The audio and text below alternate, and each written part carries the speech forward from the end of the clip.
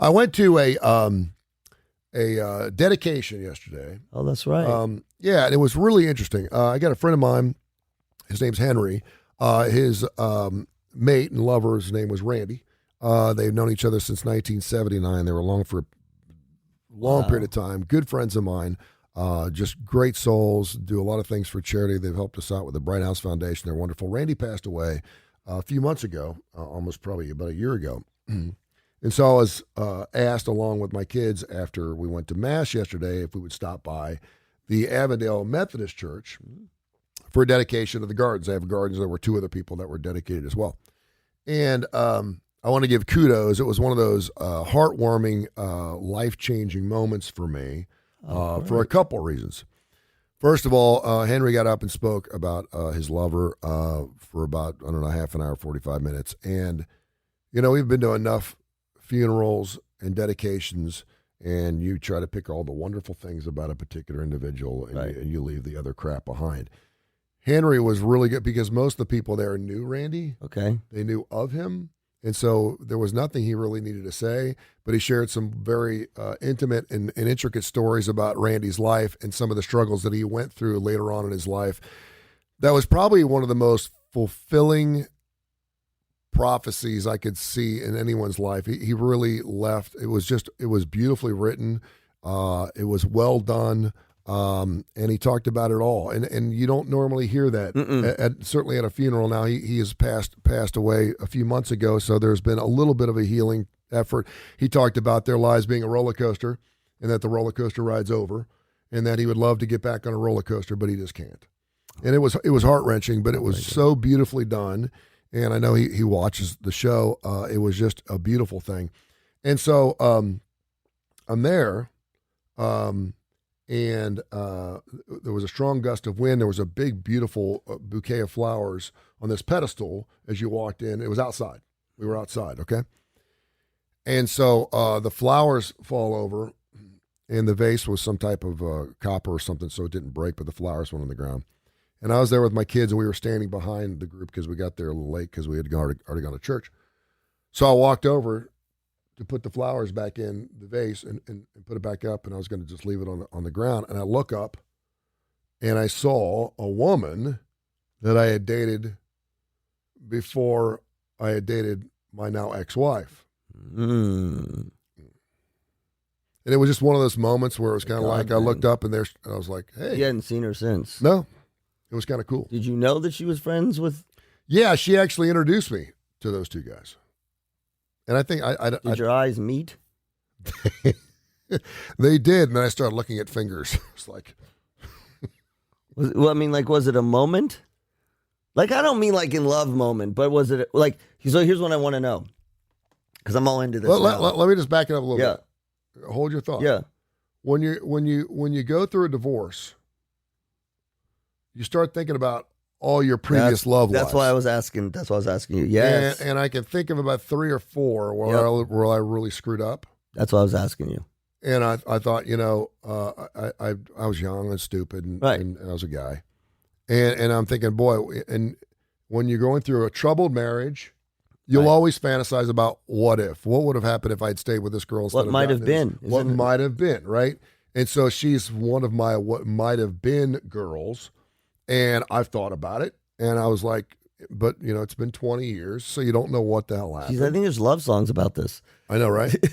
And so the fact that she was, and I had no clue she was going to be there. That's what I mean. So I looked up, I was like, hey, we were like, how are you? And, and it didn't end horribly. It was just one of those things where we kind of want to. She was. I don't know if she still is or not. I did reach out on Facebook, though. So, but was it, this is what I want you to do. This is like a deep analysis. But you do think about it. You will. Yeah, that's what I'm saying. You just got to be super careful because depending on how long your marriage is. I mean, it's always awkward. There's an awkward surface to it. Yeah. Because yeah. But then there's an opportunity, and it doesn't happen all the time. Yes. After that little, brains are processing. She and he, and we're older. Yeah. Was there a moment of just? I'm not saying connection, eye to eye, or no? Because sometimes we looked at each other. And that you know was what I'm saying? For about 3 seconds. That's it. But then I sucked in for the rest of the ceremony. No, that's but it was really interesting because she was sitting on the back row, and so by herself. Yeah, she was sitting next to her brother. She was not there with whoever she's with. If she's with somebody, he wasn't there. That's what I think. So that was the first good news. That's the eye contact. The eye contact piece is really interesting because eye contact has a way of either pushing you away because of more discomfort, yeah, or drawing you in. And when I say draw you in, it doesn't have to be drawn in and now you're in love and the passion. It's just this. It's this moment. I've got a word I can't remember. That it's a moment of connection that can be, 3 seconds. Yeah. And usually the connection, you're not staring in their eyes for 20 minutes. But then you walk away, and you wish that you could be in each other's heads. What was she thinking? Yeah. Was she thinking about anything? That was Tony. Yeah. Look at him, clumsy, I think knocking she was floors surprised over. to see me there, and I was certainly surprised to Right. see her there. And so it was kind of that. It was nice. It was real Yes. nice. It made me think a lot. Mm-hmm. It made me very reflective.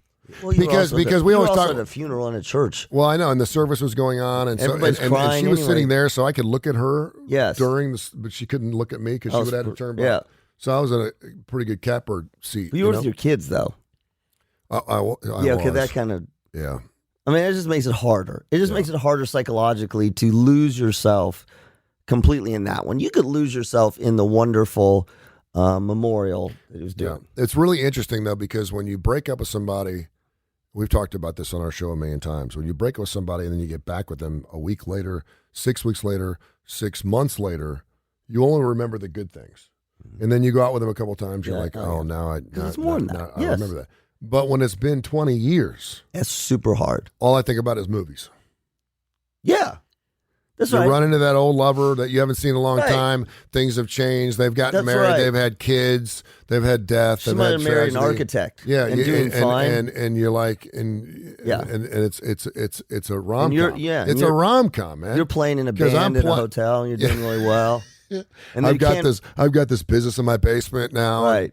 And so you start playing through all these different scenarios, and I couldn't stop. You know what thinking that about is? So listen, that is it's nostalgia. Yeah. Right. So the cool thing about nostalgia is the memories of what was. Yeah. But a lot of times what it's your brain. You can do whatever you do. But we think about what was, and then we kind of embellish it a little bit on what could have been. And sometimes, let's see if I can say this. Sometimes we think what could have been, and then we feel pain, right? But sometimes we just insert it into the nostalgia. It's not even correct. Yeah. Oh God, I remember, back in there in high school, and she was at homecoming, and our eyes met. Well, your eyes never met. You wished your eyes met, but your brain is filling in the details that you cannot remember. There's not too many guys who have not had. I don't even want to call it a fantasy because it's not even. It's not a fantasy. But there's not too many guys who have not thought about that girl who got away, Yes. or that girl that they thought got away. And in most cases, he screwed up. But it's one of those situations where you think about it. But to your point, sometimes nostalgia is best left alone. Yeah. Nostalgia is a beautiful thing because you can make it whatever you want it That's to be. right. Because then at that point, I'm 55. I've been through whatever. I'm done with the games. I'm over all that crap. So I'm just I'm thinking to myself, and the funny thing is guess who noticed? Notice what? That we looked at each other. The guy whose husband. No, Lila. Oh, of course. Do you know her? We're in the car. We're driving down the road. You know what? We left right after, and then he had a party at his house. And it was my last day with my kids. So I was like, "We're What gonna did go home." Lila ask you? That was it. She's like, "Did you know that girl?" I'm like, "What girl?" The one you made eyes with. I'm like, "What are you talking about?" I know what your daughter's going to be. She goes, "When you were picking up the flowers, you looked up. There was a woman sitting there, and you guys looked at each other. Did you know her?" Because her brother came over and gave me a hug before the whole thing started, and so she kind of, and I said, "Yeah, actually, I did." And she goes, "She's pretty," and I said, "She's very pretty," and she said, "I like her dress," and I said, "She's got a very nice dress on," and she said, "How do you know her?" And I said, "I used to date her before I dated your mom." I started stuttering. I was like, I started as far as she's 9. You dated that girl? And I was like, yeah. And she goes, how long? And I said, 4 or 5 years, probably. So I know. Listen, what happened? I said it didn't work out. I probably did something stupid or something. And how do you feel about that? But it worked. It worked out pretty good because I met your mother, and that's how you got here.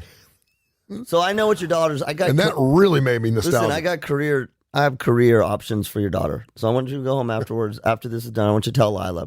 She has about 3 or 4 that I can get right off the bat. Number 1, investigative journalist. That's number 1.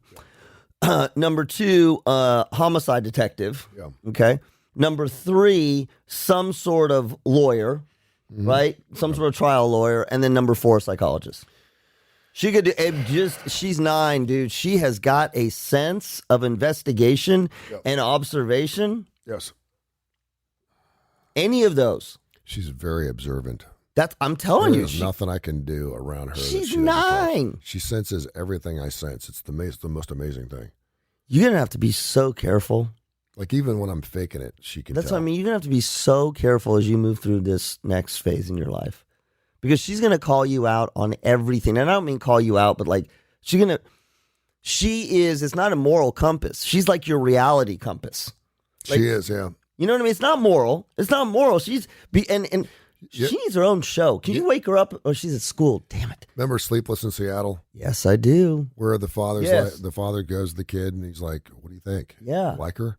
Oh, I think she's. I mean, you like that movie? That's where I'm probably at that point. Where what do you think? Did you think she was pretty? I think she's really pretty. You think I should go for it? Yeah, I think. You should go for it. Yeah. Well, sleepless and. She kept standing. She kept sitting in the thing, and she kept putting her left hand up against her face. Lila? No, this friend of mine, this girl I used to date. Oh, you know what that means? She kept. Well, I thought she was trying to show if she was, but she had some dangly earrings on it. She had some other rings on it, so I couldn't decipher. You yell? Huh? Hey! No, and then you get to the point, and you guys out there that are in my situation, you get to the point where you're like, screw it, I'm just going to go for it. I'm just going to say, hey, are you married? And if you're not, you want to, because I don't even know where she lives. See, but that's one of those. Listen, but I feel like I have to give it a shot. Maybe she may want to. I think you're at a choice point. I think you're a super important choice point. I mean, I don't know what this backstory was, but this is get back to your point about nostalgia. Yeah. You're going to leave nostalgia alone. It was what it was. And many years have passed. There's lots of sort of things that have happened. Mm-hmm. Are you going to dive back into that? Or are you just going to leave it alone? I should leave it alone. You should leave it alone. Because you're probably right. Because nostalgia will start spinning in your head. Right. And then now at least I know what she looks like, which is a good start, because when you haven't seen someone for 20 years. Well, okay, so that's the other thing. So did you look at her and was there an attraction? I mean, yeah. Okay. Yeah. Well, then that changes a little bit. So I was kind of like, okay, well, but was it a true? Because when you haven't seen someone for 20 years, even if they send pictures themselves, you're not so sure. And I went through that as well, where nostalgia played into it, expectations go through the roof, and then it's just it can never be as good as you want it to be. No. That's a movie. Maybe 1 in 50 turn out where you're like, you fall in love all over again, and you guys have changed enough that this time it works, but it just doesn't happen that often. Well, and here's the other thing, just to say this quickly, and this happens, and particularly once you get about 40, let's just say 40, you have a perception of what you look like. And this is why I think a lot of 40-year-olds, men and women, you see a picture of yourself, and you're like, damn. Yeah. You know, like age, right? But without seeing the picture of yourself, you have a perception of kind of what you think you look like. Mm-hmm. And that perception is so often, it's not just that you maybe think you look better, and there's issues, but body dysmorphic disorder, but particularly as you start getting older, you think you look younger. Not young, but younger. Yeah. And then you see a picture and you're like quickly reminded, damn, I'm not 20 anymore. Yeah. So but the problem is when you're looking at that person, you can see them. They can't see themselves. And so you get to you're making that judgment call, whoa, they don't look like the way they do. But in your mind, you're like, but I do. Yeah. And then they're looking at you. This is why I told you I love Facebook for just this reason. Yeah. Well, Facebook's fixing to change too. It's not going to be called Facebook anymore. I guess you saw that news. No, what's they going to call it? They're rebranding. What are they going to call themselves? The Facebook's still going to be there, but that's not going to be the social media platform anymore. I didn't see. I'm lost. What happened? They're all this whistleblower. No, crap. I don't know. What are they going to call themselves? I don't know. Probably FB, the Facebook. You know, the nostalgia thing too, and then we'll move on. The nostalgia thing is really interesting too, in that I'm going to hold my. I'm a romantic. You are. I'm a romantic. We're going to do our show. I've seen enough romantic comedies about the guy hooking back up with the girlfriend or some girl that he's chasing down for years, and then they finally meet, and it all turns out That's okay. Wonderful. It does rarely turn out that way. It just doesn't happen, and so it's real easy. Not only is it nostalgic, but it also takes you back to a time when things were easier, they were simpler, and you were an idiot. And you think to yourself, okay, I'm not that same guy, so this time I could make it work. And that's not always true. No, and it doesn't matter how old you are. That is always the case. It doesn't matter if you're 50 going back, 40 going back, right? This is not a generational thing. It is a you and age thing. Yeah. And what you said is there's two things that are interesting. It takes you back to a simpler time for you. It's always a simpler time when you're 30, 20, again, with a few exceptions. Maybe you had a trauma, maybe you had a tragedy, right? And so that's the part there. The other part is that the changes you've made because times have gotten more complicated change the way you see life. Yeah. Even though you want to go back to that time, the only way you go back to that time is in songs and memories. Yeah, that's songs, yeah. And I don't think she ever had any kids either, so she may be looking at me with 3 kids and go, I don't think so. Yeah.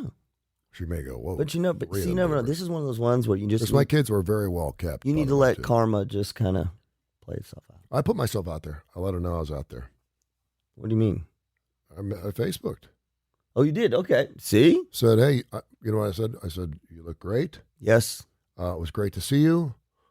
I always wondered, with a smiley face, because I left it open-ended. See what I did there? I always wondered what? And I said it after... You look great because I always wondered. It could be I always wondered what you look like, or I always wondered what would have happened. And then you're like a romantic. And then I said, "Peace." The peace thing's really good. You like the peace thing? See, and you've used the peace thing forever. I've thought about using peace, but I can't because I never have. I do hate best. My son uses best. Yeah. My son uses best. It feels snooty. Yeah. I'm changing up my hope all as well too, because normally when you're asking for something or you want to catch up with somebody, you're like, "Hey, I do that." Yeah. Well, it's easy on Mondays. I hope you had a great weekend. Yes. But I'll go, "Hey, hope all is well." But then I go back and if I see hope all is well, and I've said it 5 times in the last 5 texts, then I hope you're kicking it this week. No, listen. Something like that. So, but have you noticed what? This is a whole nother segment. Just quickly, have you noticed? COVID has allowed us to say certain things in text messages and emails that you can't. Hope all is well is a good one because of that. I've seen a lot of people say, hope you're well, you and the family are well, hope everyone's safe. I've seen a lot of hope everyone's safe. And I mean, before COVID, did you ever say, I hope you're safe? No. Not unless, of course, you're traveling or something. So interesting. I can't wait till we have our Guilty Pleasure show. Yeah. All the best. Leave that for autographs. Well, that's it. All the best. That's my son's best. Yeah. I'm also always best regards.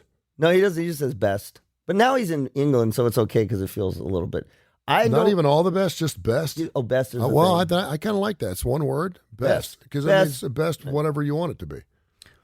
I always wonder about when you're sending emails and it's not formal. But it's not somebody. It's not like you and me. I don't. Yeah. If I send you an email or text, I don't write "Love Josh." Yeah, you should. But on emails, I always wonder when it's somebody that I know, if I should include a signature line, because the signature line makes it feel so formal. I feel like Dr. Alex is a good example. Right? Dr. Alex. The first time we met, but like after 6 times, I'd write, here's we're going to tape a show. There, thank you so much. Thanks for being on the show, blah, blah, blah. Then I feel like it's weird that I should put my name. Well, because if you don't put a tagline on it, like best or peace or your name, you can put just your name. Josh. But Josh. I don't put my whole name. But they know it's you. Right. Because it's coming from you. Then you know what you got? You got a text. Right. Because I've been told that you don't ever email like you text. you should do complete sentences in emails, even when it's just to friends, because otherwise you'd be texting.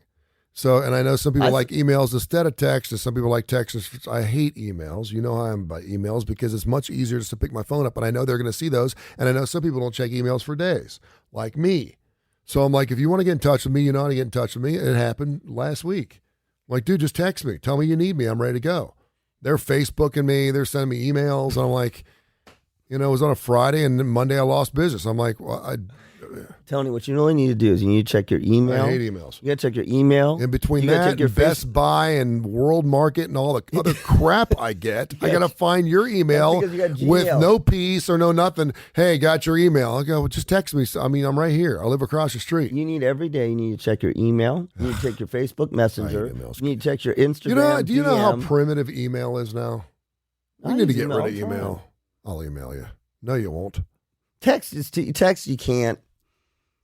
Text is great for short stuff. Even me who writes long text, it doesn't work because you can't order things and space them out. If a long text goes to email, right? Email's a keeper. Text are disposable. Right. Check your. I always do check your email. Okay, well that's the and I'm going to send you a letter too. I'll call you later today. I'm like, dude. Just tell me what you got going on. Check your email.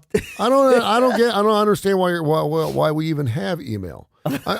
Email is a formal. Yes, it's how are you? I've got an idea for you. Nice to meet you. I don't know who the hell you are, and I'm sending you free shit that I know you're not going to read. No, that's what an email is. You want me to email your receipt? No, I don't want you to email a receipt. And you already. So every day I've got another 3. I got 353 emails yesterday. That's nothing. And I just deleted all of them. I was like, I didn't even read them. No, it would have taken me an hour to get contract. Whatever. Mm-hmm. If it's important, they'll get back in touch with me, or they'll text me. No, but that's the same person that comes over and knocks on my door, and I'm like, I won't answer it. Not everybody has your number to text. 542-1848. No, and here's the other thing. 542-1848. There's my text number. There's an etiquette thing. It's cool with you, but not everybody. I always ask.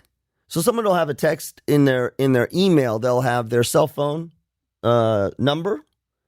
I ask if it's okay to text. Yeah.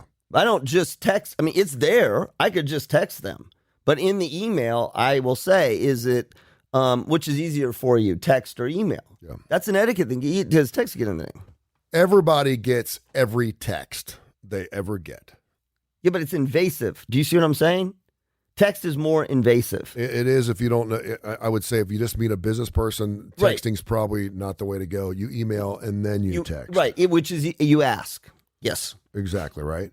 But everyone gets every message text they ever get sent. You get it. Sometimes you'll miss it. Sometimes you'll forget it. Yeah. Sometimes you'll read it and then you go back to it. Every email? But everybody misses emails. No, because they get put in junk folders. Spam. I sent you something and once it goes to spam. I got something from my church and went to spam. I'm like, why?